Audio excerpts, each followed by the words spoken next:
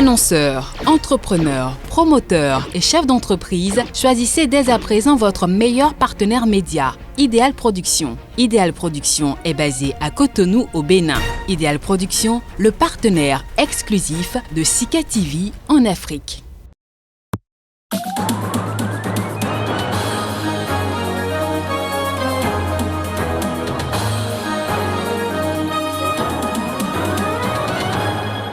En Centrafrique, Martin Ziguélé et Karim Mekassoua, tous deux candidats à la présidentielle de décembre dernier, sont désormais interdits de quitter le territoire.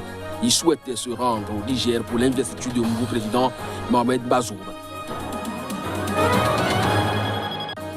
Au Mozambique, la communauté musulmane du pays s'est réunie ce week-end appelant à la paix dans le nord du pays et sur l'ensemble du territoire national. Cette mobilisation intervient au lendemain d'une attaque djihadiste.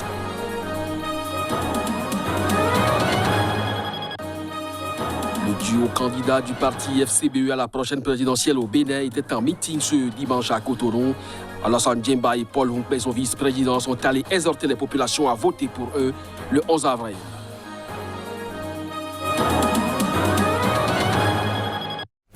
Ceci se présente le sommaire de cette édition. Bonjour à chacun, bonjour à tous et bienvenue en Centrafrique. Martin Ziguélé et Karim Mekassoua, tous deux candidats à la dernière élection présidentielle de décembre, sont désormais interdits de quitter le territoire. Ceci par les autorités du pays. Ces derniers souhaitent quand même se rendre au Niger pour l'investiture du nouveau président Mohamed Bazoum. Plus de précisions à travers cet élément. Sale temps pour les candidats malheureux à la présidentielle de décembre dernier en Centrafrique. Libres de tout mouvement, ils ne peuvent tout de même plus quitter le territoire national de leur propre gré.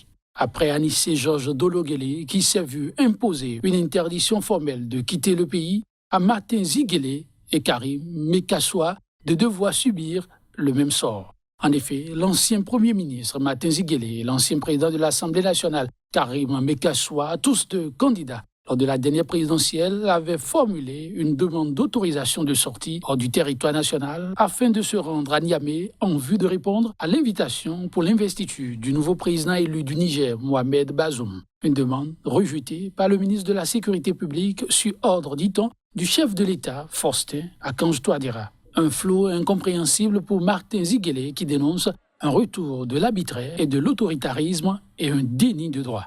Les différentes démarches des concernés pour avoir gain de cause sont restées pour l'instant sans suite. Selon un proche du pouvoir intervenant sous anonymat, la mesure controversée puiserait sa source dans la volonté de l'exécutif de ne prendre aucun risque sécuritaire avant l'investiture du président réélu. Investiture prévue pour se tenir le 30 mars prochain.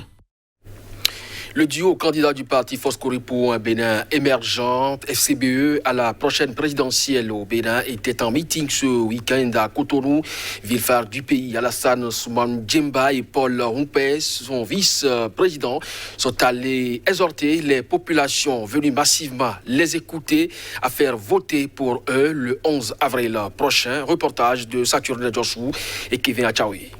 Des conducteurs de taxi-moto à des personnalités du pays, presque toutes les couches de la société étaient représentées ce dimanche au Hall des Arts à Cotonou au Bénin pour écouter le duo Alassane Djemba et Paul Humpé, porte-étendard du parti Foscori pour un Bénin émergent, FCBE, à la présidentielle du 11 avril.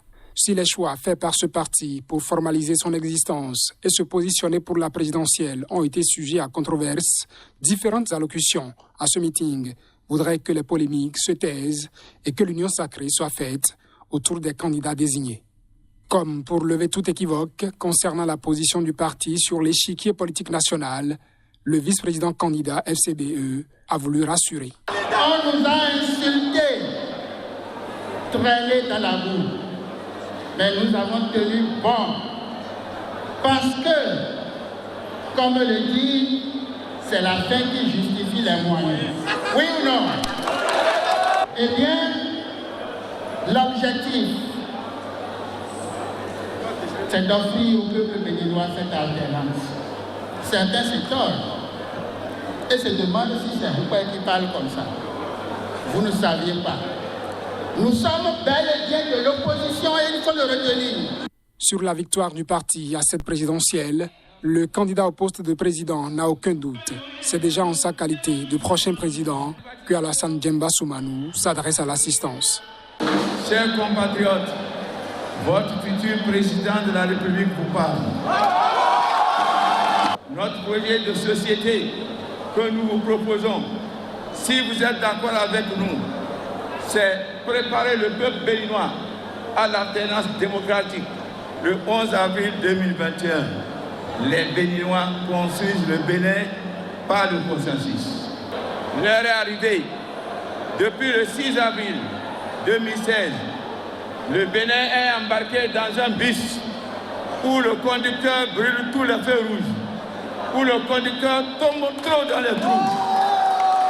Au carrefour du 11 avril 2021, nous allons changer de conducteur. Une conviction à laquelle le parti FCBE entend faire adhérer les électeurs qu'il va conquérir. Madagascar pleure son ancien président Didier Ratsirac, surnommé du moins l'amiral rouge.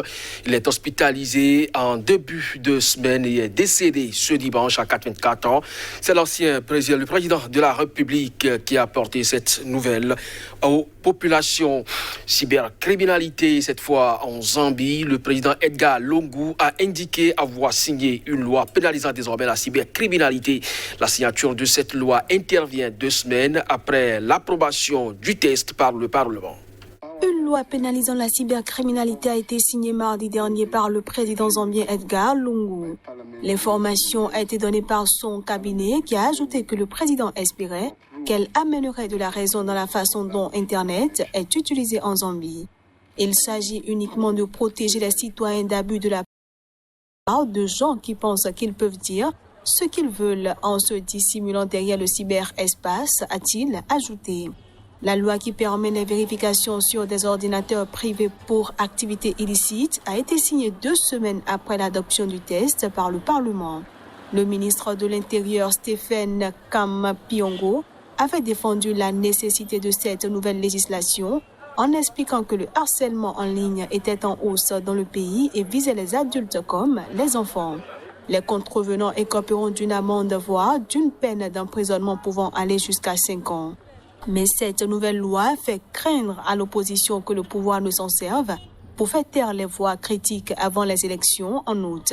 Le porte-parole du parti d'opposition United Party for National Development, Cornelius Mouetwa, a estimé que la loi allait permettre aux autorités d'interférer avec les libertés des gens avant les élections. Pour rappel, la Zambie est appelée aux urnes le 12 août pour des élections législatives et présidentielles. Au Mozambique, la communauté musulmane du pays s'est réunie ce week-end, appelant à la paix dans le nord du pays et sur l'ensemble du territoire national. Cette mobilisation intervient au lendemain d'une attaque djihadiste ayant endeuillé une fois encore le pays. Comme un seul homme, les fidèles musulmans mozambicains se sont mobilisés pour porter leur voix vers le très miséricordieux Allah. La paix pour le pays et une pieuse pensée pour les leurs tragiquement abattus dans les attaques meurtrières au nord-est du pays. Ce groupe d'agresseurs utilise les prétextes religieux pour radicaliser les jeunes. Restez calmes, sinon l'ennemi va nous embrouiller. Nous sommes très clairs sur la véritable intégrité de la foi musulmane. Elle n'a aucun lien avec la violence. La grande exhortation aura été à la vigilance pour ne pas faire le jeu des égarés de la religion. À tous les musulmans, je dis n'adhérez pas à ces événements qui se déroulent dans le nord de notre province, dans plusieurs autres, Makomia et Kisanga, dans les villages. Vous ne devriez pas y adhérer. Ce n'est pas dans l'esprit musulman. La doctrine islamique est claire. C'est une doctrine de paix. Fin semaine écoulée, après plusieurs jours de combat avec à la clé des pertes en vies humaines et d'importants dégâts matériels, la très en vue ville portuaire de Palma, dans le nord-est du pays, a fini par tomber aux mains de combattants djihadistes ayant fait allégeance au groupe État islamique. Palma est désormais coupée du reste du monde. Cette édition est à présent terminée. Merci à vous de nous avoir suivis. Bonne semaine en compagnie des programmes de SICA. À très bientôt.